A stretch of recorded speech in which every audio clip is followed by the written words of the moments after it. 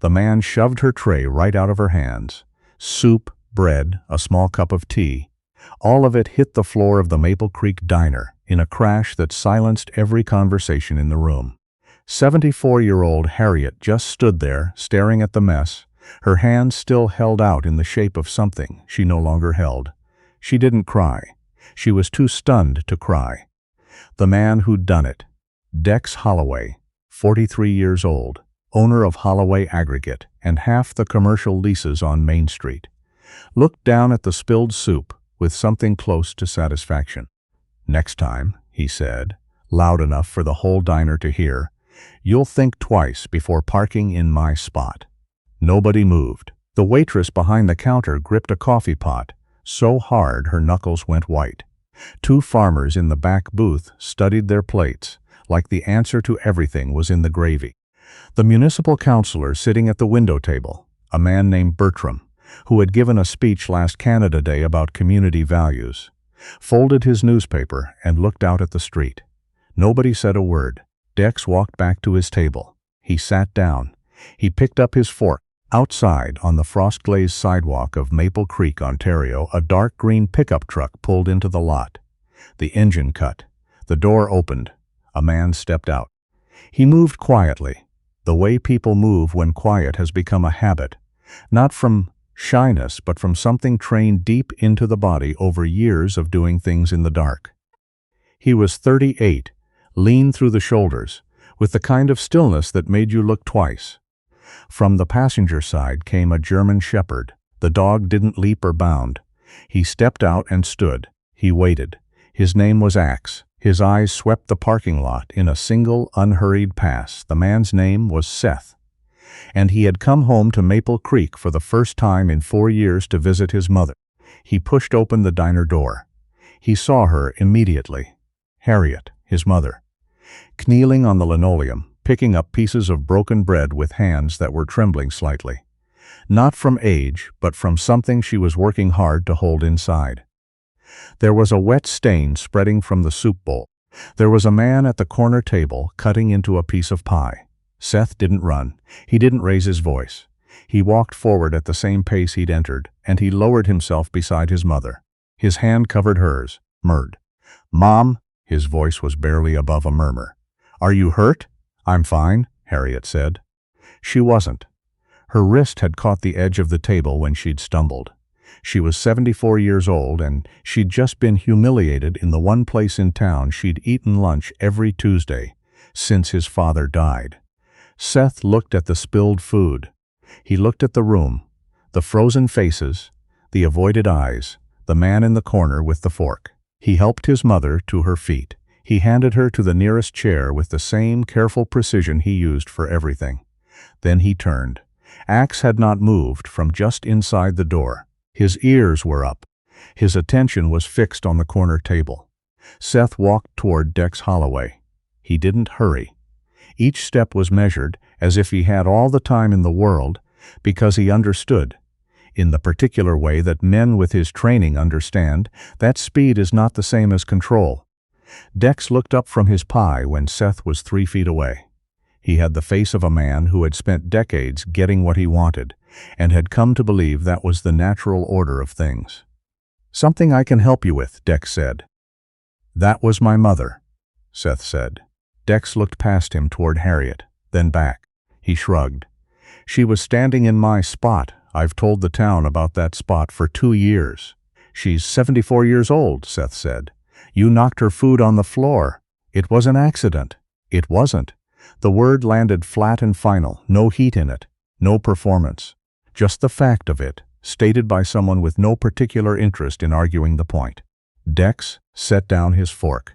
He had 6 inches and 60 pounds on Seth. He'd used that advantage before, in this town, in this diner, in conversations just like this one. "I don't know who you are," he said, "but you'd do well to walk away right now."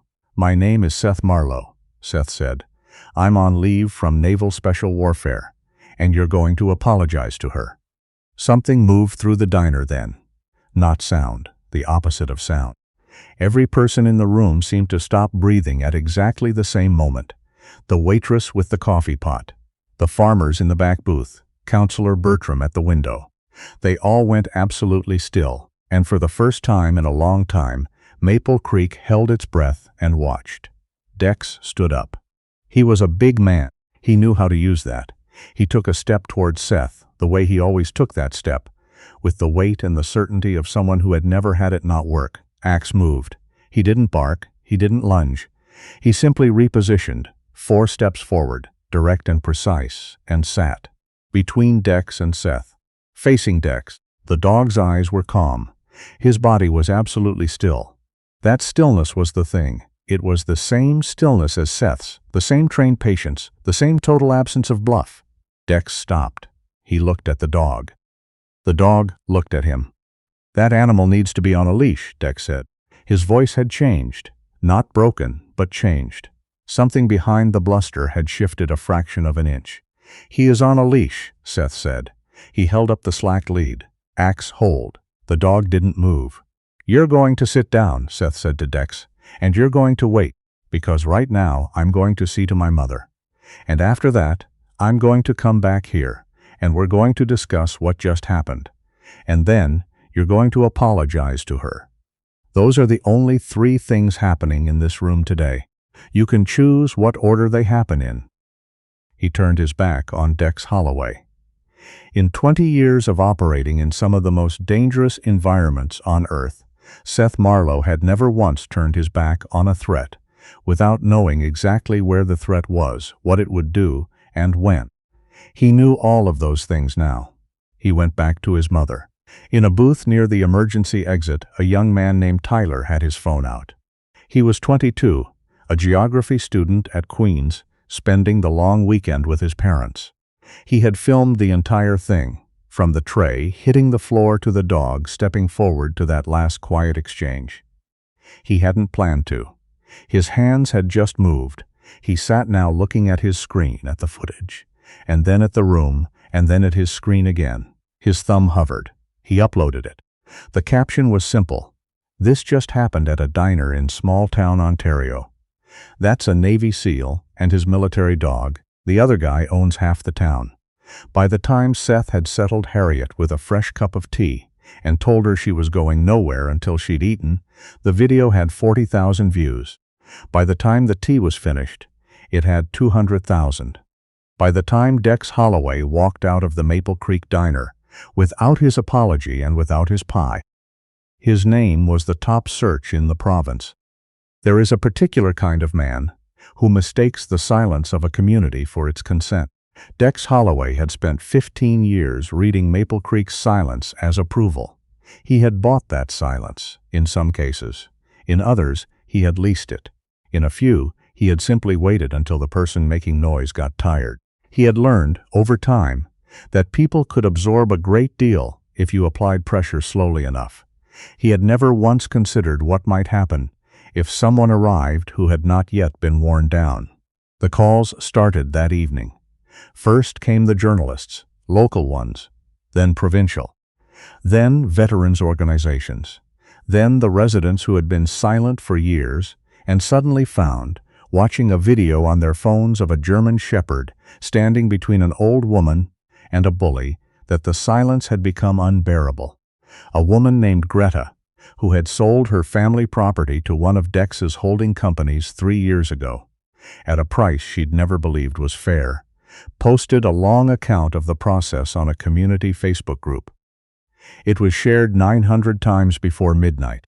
A former town planner named Bernard, who had quietly left his position after pushing back against a rezoning application, wrote a letter to the regional paper. By morning, there were 6 more letters.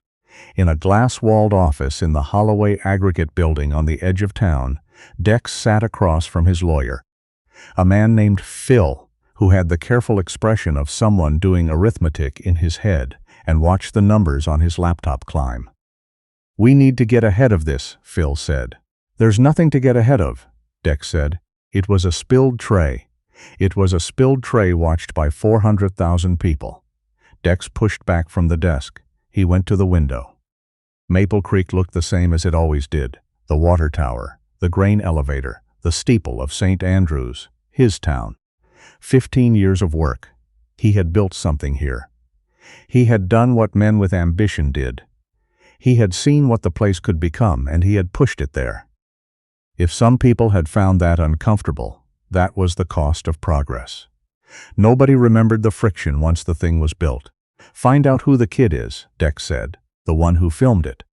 "Already did," Phil said. "Tyler Marsh, 22, student, no connection to anyone local." Dex was quiet for a moment. "What? About the son?" Phil paused. He set down his pen. "Seth Marlowe, Naval Special Warfare Command, currently on approved leave." Before that, Phil looked at his notes. 3 deployments, multiple commendations. "He's the real thing, Dex." Dex turned from the window. His face was the face of a man rearranging things. "Find out what she wants," he said. "The mother. Make it go away." 2 hours later, a man Seth didn't recognize knocked on Harriet's door. He was in his 40s, wore a fleece vest with the Holloway Aggregate logo on the chest, and carried an envelope. He introduced himself as the company's community relations coordinator. He said, "Mr. Holloway had become aware that there had been a miscommunication at the diner. He said Mr. Holloway wanted to express his personal regret." He held out the envelope. Harriet looked at the envelope. She looked at the man. "Tell him," she said, "that I've lived in this town for 51 years. I raised my son in this town. My husband is buried in this town. And I have eaten lunch at that diner every Tuesday for 7 years, and I have never once felt unwelcome there until today." She paused. "I don't want his envelope." She closed the door. Seth had watched from the hallway. He said nothing. He sat down at the kitchen table, poured 2 cups of coffee, and looked out the window at the yard, at the garden his mother kept with the same stubbornness she kept everything, at the maple tree his father had planted, at the town rising beyond it in the flat November light. "Tell me about Holloway," he said. Harriet sat. She wrapped her hands around her cup. She told him. It took an hour. She told him about the Greer family losing their farm property to a development subsidiary she only later learned was one of Dex's. She told him about the rezoning push 3 years ago, and the council vote that passed 4-3, and the 2 councilors who had switched their votes after Dex contributed to their re-election campaigns. She told him about the agricultural co-op that had operated for 30 years on land, now being converted to a mixed-use commercial development called Creekside Commons. She told him about the small businesses along Main Street that had seen their lease renewals come back with 20, 30, 40% increases because Dex now owned the buildings.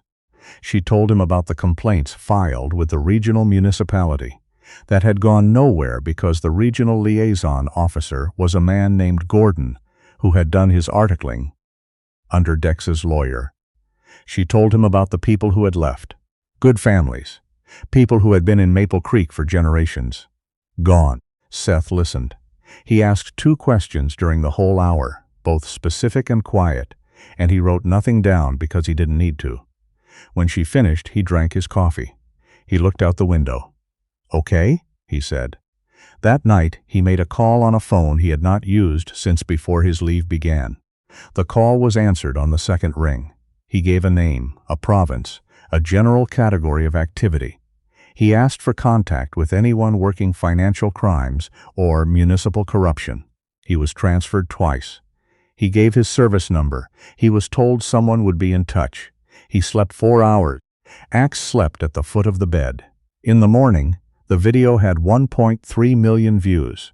3 things happened that day that Dex Holloway did not anticipate and could not contain. The first was that Tyler Marsh gave an interview to a CBC journalist in which he described what he had seen at the diner, not just the tray, but the room, the frozen room, the people who had been there and had not moved. He was not angry about it. He was 22 and trying to articulate something he had understood in his body before he understood it in words. "I've been to small towns," he said. "I know that feeling. Like there's one guy who has decided how things work, and everyone else has just accepted it. And I'd never seen someone walk in who hadn't." The interview was shared widely. It touched something. The second was that Greta, who had posted her account of the land sale on Facebook, was contacted by a real estate lawyer in Hamilton, who believed the valuation process she'd described may have involved material misrepresentation. He was prepared to look at it pro bono if she was interested. She was interested. The third was a phone call to Seth from an RCMP corporal named Diane, who was attached to a financial integrity unit and had been briefed on his call from the night before. She had some questions. He had some answers. She said she would be in Maple Creek in 2 days. Dex spent that day managing. It was what he was good at. He called his contacts at the regional level. He had a long conversation with Gordon. He spoke to 2 of the 4 counselors who had voted his way. He instructed Phil to draft a statement emphasizing his contributions to Maple Creek's economic growth, his employment record, his charitable donations. The statement was released at 4 in the afternoon. By 4:15, someone had posted a side-by-side of the statement and the diner video. By 5 o'clock, the comments under his company's Facebook page had been disabled. That evening, his wife, a woman named Suzanne, came into the kitchen, where he was sitting, and placed a printout on the table. It was the CBC interview with Tyler. She had underlined one paragraph. "I'm not angry at the people who didn't do anything," Tyler had said.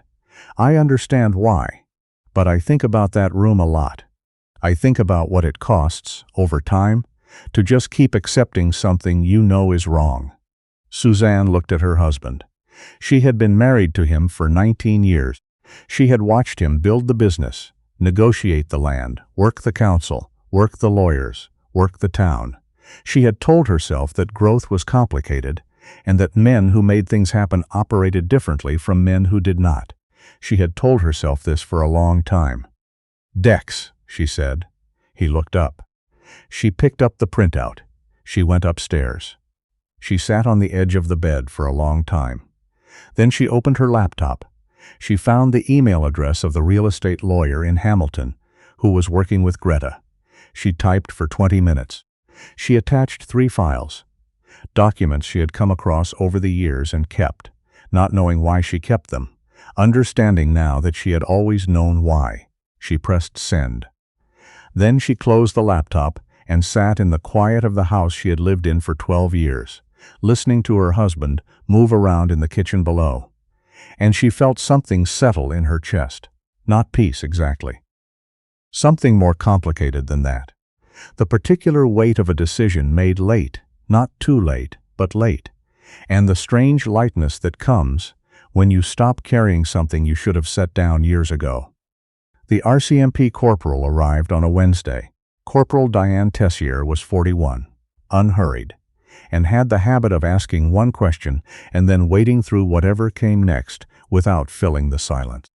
She met with Seth first, at the diner, the same diner, at Harriet's insistence, because Harriet had been eating Tuesday lunch there for 7 years, and she was not going to let Dex Holloway take that from her too. Diane drank black coffee. She listened for an hour. She looked at the documents Seth had gathered, not from any official source, but from public filings, town records, newspaper archives, the kind of thing anyone could find if they looked carefully and knew what they were looking for. She asked her 2 questions. Then she thanked him and left. She drove to the regional municipal office. She spoke to Gordon for 45 minutes. Gordon's expression, when she left, was the expression of a man who had believed for a long time that a particular door was locked and had just been shown that it wasn't. That evening, Suzanne's email reached the lawyer in Hamilton. He read it carefully. He forwarded 3 of the attachments to a colleague at the Ontario Securities Commission, with a note that said, simply, "You'll want to see this." In the days that followed, Maple Creek did something it hadn't done in a long time. It talked. Not the careful, sideways talking it had been doing for years, the lowered voices in the co-op, the significant looks across the fence line, the conversations that stopped when certain people walked in. It talked directly. People who had left wrote home. People who had stayed wrote to the regional paper, to their counselors, to each other. A woman named Darlene, who had run the agricultural co-op for 11 years before the lease had become untenable, started a community meeting. 22 people came, then 40. Then, the third week, 63. Seth was not at the meetings. He had not started them and did not want credit for them. He was, most days, at his mother's house, fixing the back step that had been soft since spring, painting the trim that had weathered through 2 hard winters, sitting in the kitchen in the evenings, while Harriet watched her programs and Axe lay on the floor between them. Twice he went for long runs in the dark at 4 in the morning, Axe beside him, along the county roads that went out past the fields to where the land opened up and the sky was full of stars. He was on leave. He was resting. He was, in the particular way that men like him rest, very quietly watching. Counselor Bertram came to the house on a Thursday. He had not come to make excuses. He had thought about what he wanted to say for 3 days, and when he sat down at the kitchen table, he said it without preamble. He had been at the diner. He had seen what happened. He had not moved. He was ashamed of that. He was also one of the 3 counselors who had voted against the rezoning. And he had documents, meeting minutes, correspondence, notes from conversations he had kept, because something in him had known to keep them. That might be relevant to the process Corporal Tessier was undertaking. Seth passed him Diane's contact information. Bertram looked at the paper. He looked at Seth. "I'm sorry," he said, "that it took someone like you walking into that diner to make the rest of us start doing what we should have been doing." Seth looked at the table. He was quiet for a moment.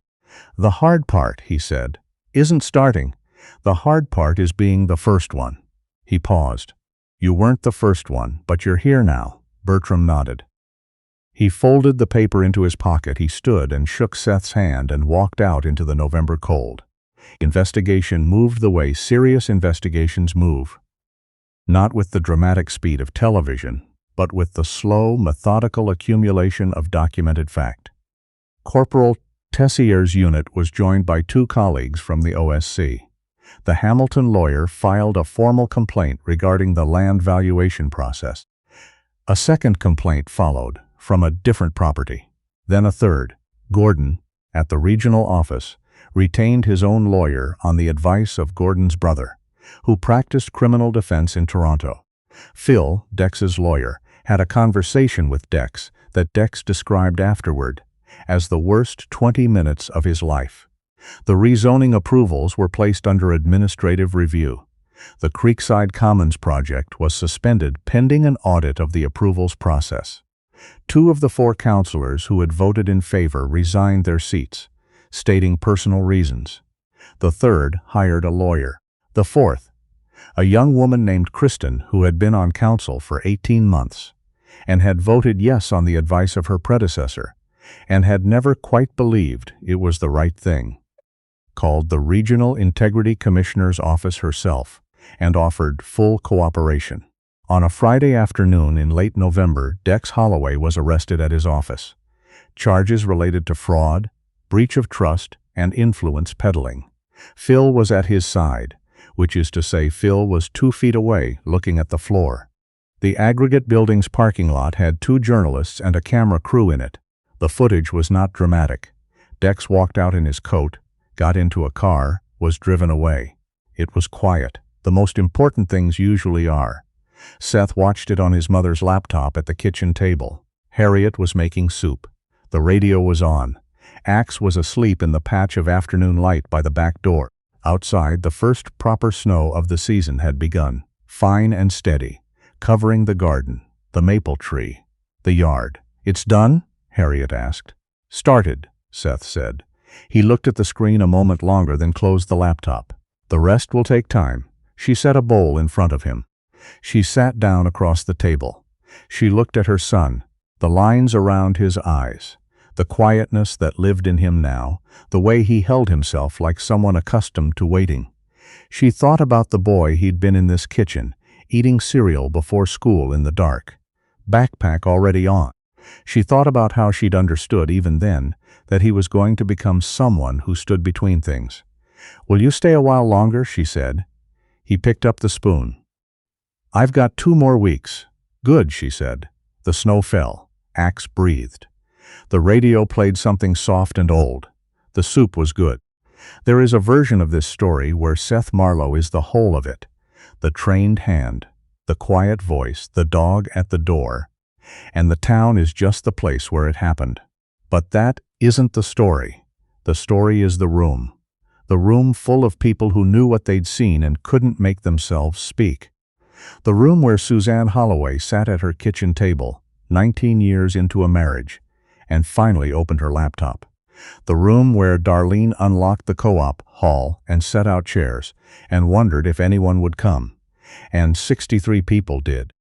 The room where Counselor Bertram sat across from Seth and said, "I was there and I didn't move and I'm ashamed." And Seth told him, "You're here now." One man walked into a diner and stood in the right place at the right time. But the town had to decide for itself what happened next. It decided. That, the narrator will tell you, is the only part that lasts.